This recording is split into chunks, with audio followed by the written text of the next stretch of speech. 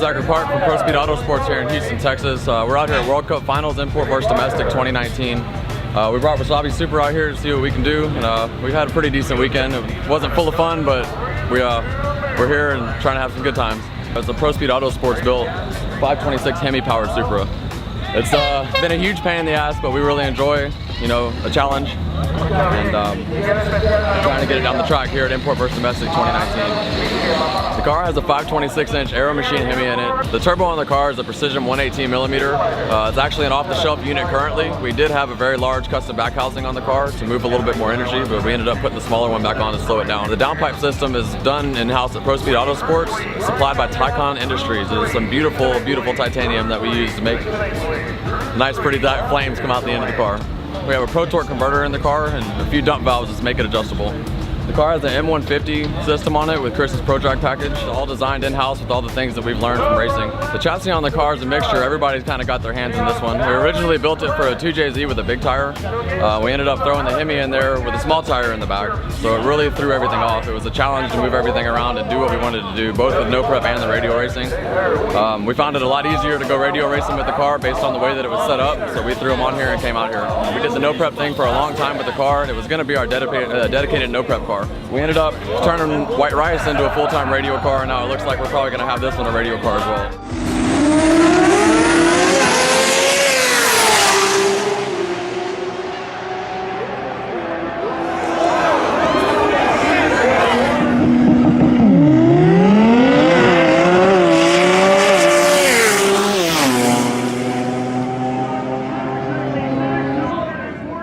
We'll still dabble in the no prep stuff and do the things we need to do to try to get the W. The fuel system in the car is a Waterman mechanical fuel pump. It's fed with a big 5-gallon tank in the front corner of the car. We use just about all of it in a quarter-mile pass. That big 526 stuff does a lot of fuel. This weekend we went at 621 at 233 miles an hour. Right before that we went at 623 at 233 miles an hour.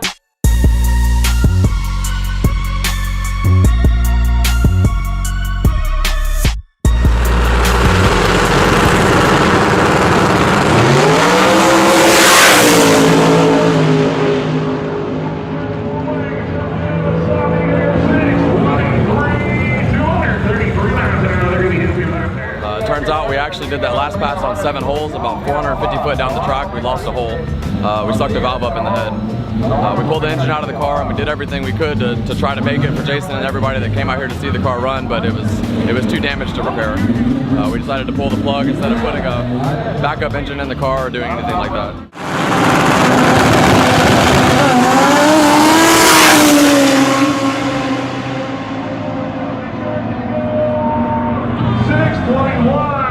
So we originally built this car, like I said, with a 2JZ engine in it, and we ended up putting the Hemi in it for more reliable power. Well, it turns out, over the past few years we've been racing the car, it's turned out we've had a lot more issues with the Hemi and the valve train stuff going on in there.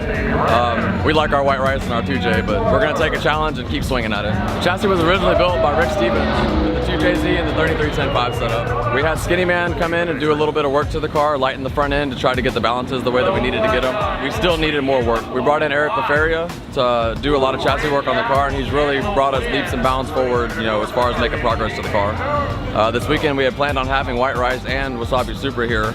We actually brought Eric down with us to drive the car. The car's run on a Motec Pro Drag package from Pro Speed Autosports done by Chris Delgado. It controls everything under the sun that you can imagine in this car. It has a lot of neat tricks and things we use to get down the track. We use CO2 boost control to cram all the pressure we need on top of the gate and make that turbo sing.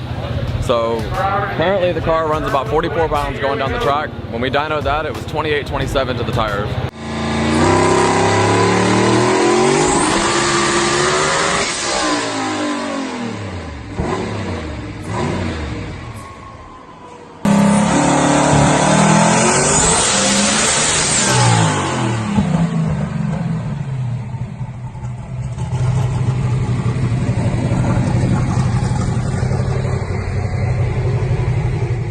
Sometimes it'll go a little further, but at the current moment we're trying to get the car to leave and do what we wanted to do before we really crank on it. Originally when we did the engine in the car, we had some camshaft issues and things, and the car only made 2386. We went through a lot of trial and error there with Aero Machine out in Brenham, Texas, and they got us right, and everything seemed to be working fine. The only thing we're struggling with now is valve train issues from the engine. It produces wonderful power, and we think that it's going to do really well. Like I said earlier, we originally built the car for no prep. With the bias and the things the way they were, everything was a little tricky to get the car down the track. There's a lot of fun stories and things involved with this car. The first time I took it down the track in the finals at a no prep event, it actually blew the front left tire out and put me in the wall around 140 miles an hour.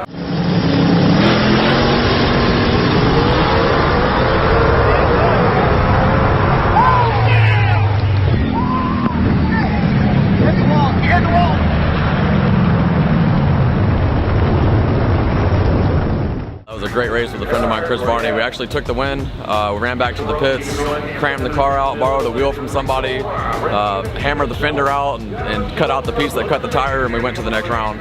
Unfortunately, I lost. My belts were still loose, and I slid, and I came off the gas pedal a little bit. We've taken the car to a lot of events. We've done really well a lot of the events we went to, all the way to the finals and semifinals. We've fought valve train issues a lot of the time. Fuel injector development did the injectors for us. We've got one of their custom 220 setups in the car. They work really, really well. As far as for being a small injector, it's really amazing to do what it does on methanol power and put that kind of power out. To be able to put out 28, 27, with 2 injectors, that's pretty impressive on methanol. We're planning to bring the car somewhere maybe down in the 5-second zone. But for now, the low 6s are keeping us in the class where we need to be, so we'll keep it there. We're going to get everything cleaned up and come back out and really get after it and see what we can do with the car.